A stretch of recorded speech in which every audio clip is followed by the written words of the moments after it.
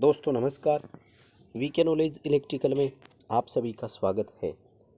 दोस्तों electrician theory के कुछ क्वेश्चंस आज हम फिर बात करेंगे। उन पर काफ़ी अच्छे क्वेश्चन है, आप सभी जुड़ जाइए, आपको भी मौका मिलेगा अपना आंसर करने का।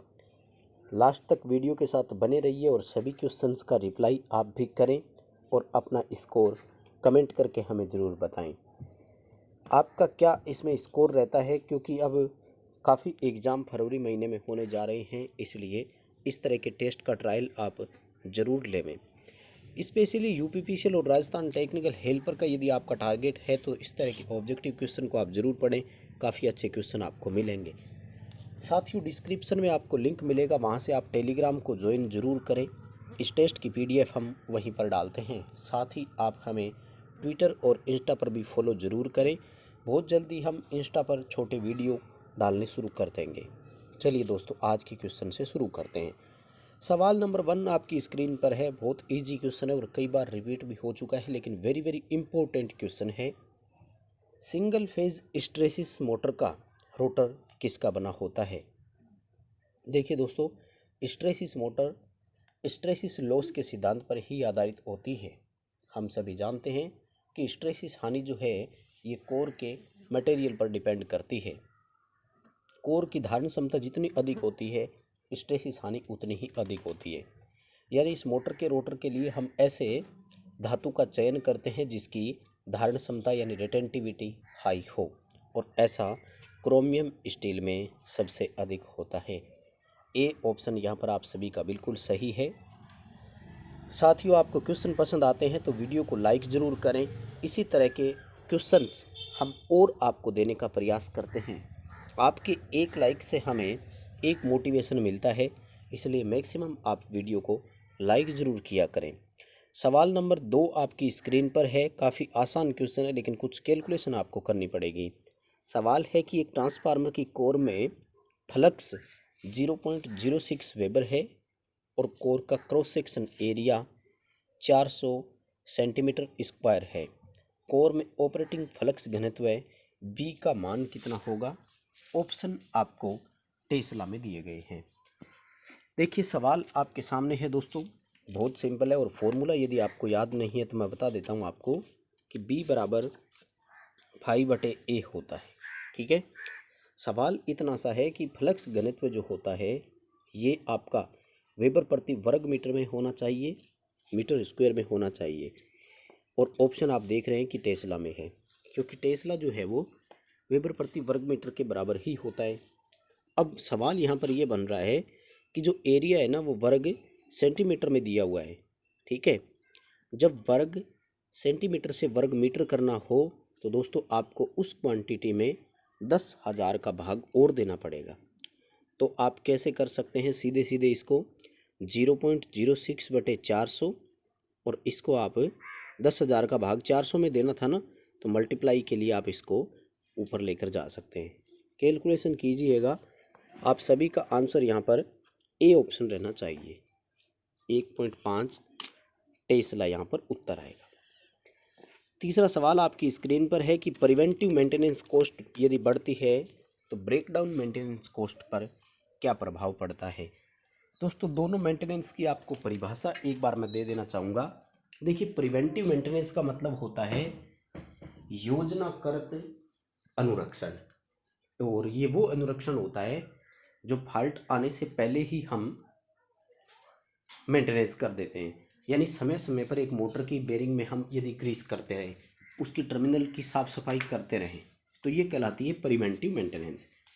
ब्रेकडाउन मेंटेनेंस वो कहलाता है कि हमने पहले ध्यान दिया नहीं, बेरिंग में ग्रीस डाला नहीं और बेरिंग सूख करके सीज हो गया, मोटर बंद हो गई। तो जब हम प्रिवेंटिव मेंटेनेंस टाइम पर करते रहते हैं तो सिस्टम में कभी ब्रेकडाउन नहीं आता है, फॉल्ट नहीं आता है। देखिए एक ग्रीस डालने से यदि बेरिंग बच जाता है तो नया बेरिंग जो है ना वो ग्रीस की अपेक्षा तो बहुत महंगा होता है। इसलिए प्रिवेंटिव मेंटेनेंस कॉस्ट यदि बढ़ेगी तो ब्रेकडाउन कॉस्ट घटेगी। आप सभी का यहाँ पर बी ऑप्शन बिल्कुल सही है।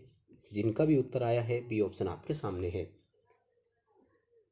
सवाल नंबर 4 आपकी स्क्रीन पर है कि वोल्ट मीटर की रीडिंग बताइए कैसी होगी। ये एक डायग्राम आपकी स्क्रीन पर है। विश्वास है कि आप सभी को डायग्राम दिखाई दे रहा होगा।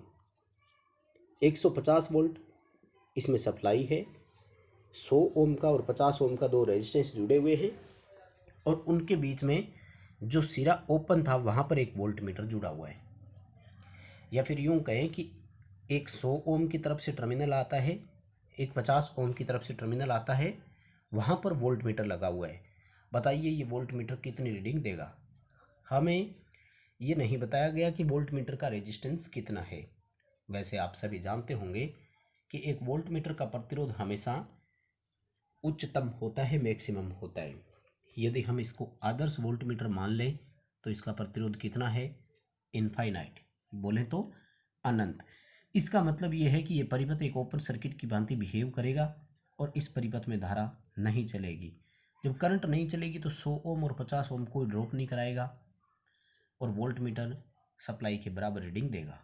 यदि वोल्ट मीटर आदर्श ना भी हो तब भी दोस्तों इसका रेजिस्टेंस बहुत हाई होता है, इसलिए इस समय परिपथ में जो करंट चलती है वो बहुत निम्न होती है। इसलिए 100 ओम और 50 ओम पर जो ड्रॉप होगा वो न के बराबर होगा। इसलिए वोल्ट मीटर का जो रीडिंग आएगा वो लगभग कितना आएगा, सप्लाई के बराबर ही आएगा। आप सभी का आंसर यहाँ पर बी उत्तर होना चाहिए था, 150 वोल्ट। देखिए जीरो रीडिंग हो नहीं सकती और 100 और 50 वैसे भी नहीं हो सकती क्योंकि इतना ज़्यादा ड्रॉप नहीं होगा। सवाल नंबर 5 आपकी स्क्रीन पर, ट्रांसमिशन लाइन की ट्रांसमिशन लाइन की जो एफिशिएंसी होती है वो सबसे अधिक किससे प्रभावित होगी। ट्रांसमिशन लाइन के 4 पैरामीटर होते हैं, शंट कंडक्टेंस यानी जी, इंडक्टेंस यानी एल, कैपेसिटेंस यानी सी और रेजिस्टेंस यानी आर।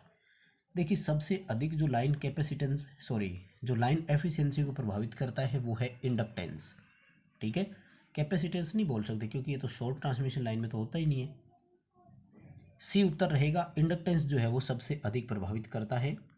अगला सवाल आपकी स्क्रीन पर, एचआरसी फ्यूज और विशेष कॉन्टेक्ट के लिए किस धातु का उपयोग करते हैं। यानी एचआरसी फ्यूज हो या स्पेशल कॉन्टेक्ट हमें कभी निर्माण करने हो तो उनमें जो मटेरियल होगा वो कौन सा होगा, फटाफट से बता दीजिए।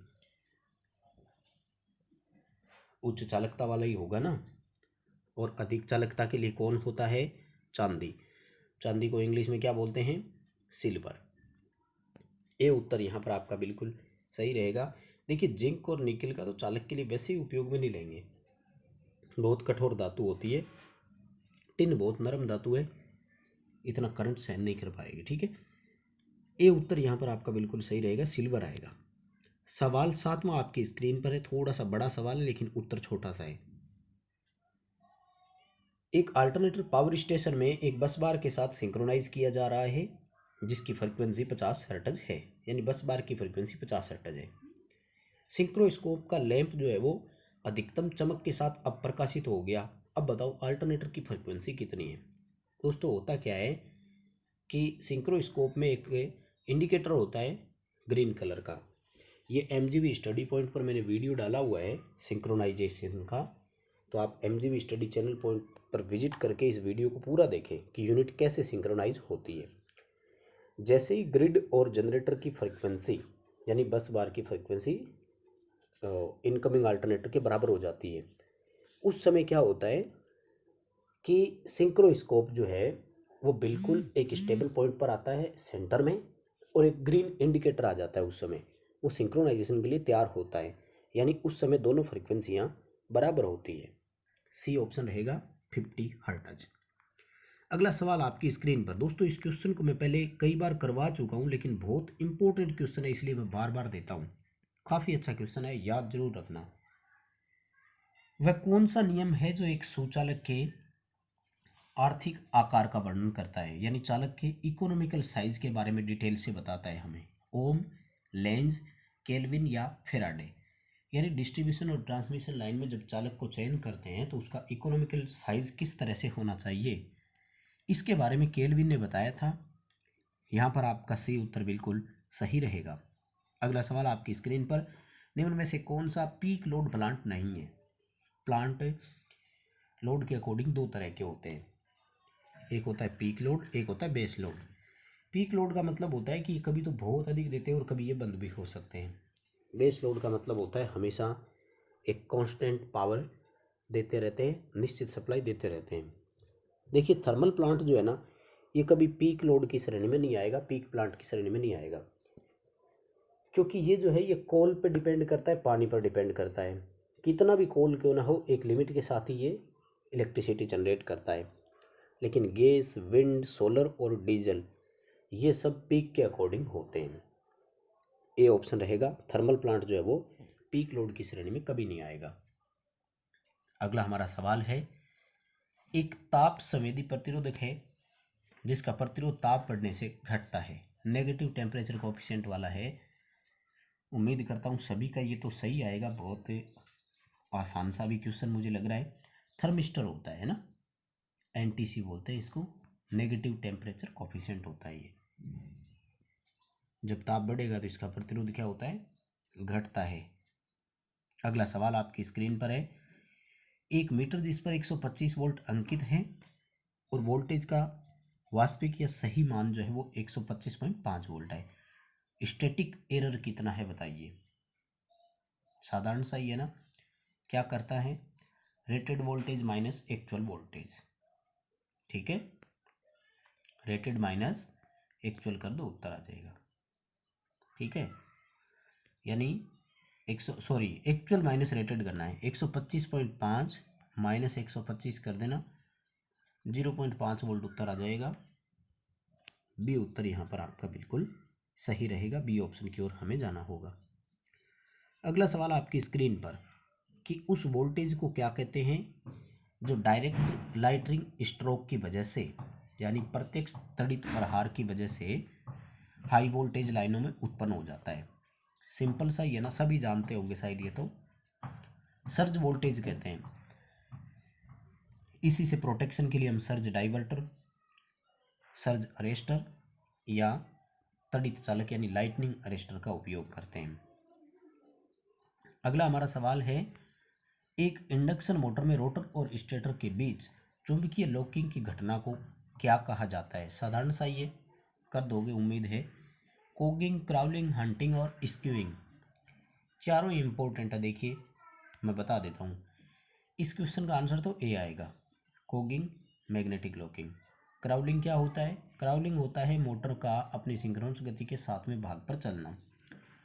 हंटिंग होता है सिंक्रोनस मोटर और सिंक्रोनस जनरेटर में कि रोटर में दोलन उत्पन्न हो जाना। स्क्यूइंग होता है रोटर स्लॉटों को तिरछा बनाना, बिल्कुल पैरेलल ना होकर तिरछा बनाते हैं। अब ये आपका उत्तर यहाँ पर ए रहेगा। अगला सवाल है कि ब्रोंज यानी कांसा जो है वो किसकी मिश्र धातु है। दोस्तों जितना इजी याद रख सके ना रखे, कांसे में कोटी होता है यानी कॉपर और टिन। इसी तरह से मैंने बताया हुआ है कि पित्तल में ताज होता है यानी तांबा और जस्ता। अब आप कैसे याद रख सकते हैं, अपने तरीके से याद रखें, इंपॉर्टेंट बहुत है। तो कॉपर निकल इसका ऑप्शन आ जाएगा, ए है, कॉपर टिन ऑप्शन आ जाएगा, ए ऑप्शन यहाँ पर आपका बिल्कुल सही रहेगा। अगला सवाल आपकी स्क्रीन पर है कि डीसी जनरेटर में रेगुलेशन कर्व को किस नाम से जाना जाता है। डीसी जनरेटर में रेगुलेशन कर्व का दूसरा नाम क्या है। साधारण सा है, रेगुलेशन जो होता है ना ये वोल्टेज के आधार पर ही होता है, ठीक है, कि वोल्टेज में कितना उतार चढ़ाव आता है। और वोल्टेज जो मिलते हैं वो आर्मेचर टर्मिनल से मिलते हैं, इसलिए आर्मेचर विशेषता वक्र या रेगुलेशन कर्व एक ही बात है। बी ऑप्शन यहाँ पर आपका बिल्कुल सही रहेगा। बस दोस्तों यही थे आज के 15 क्वेश्चन पसंद आते हैं तो वीडियो को लाइक ज़रूर करें, चैनल पर नए हो तो चैनल को सब्सक्राइब जरूर करें। आगे जितना मैक्सिमम शेयर कर सकते हैं अपने दोस्तों के साथ इन्हें शेयर जरूर कीजिएगा। डिस्क्रिप्शन लिंक से आप टेलीग्राम को ज्वाइन जरूर करें, PDF आपको वहाँ से मिल जाएगी।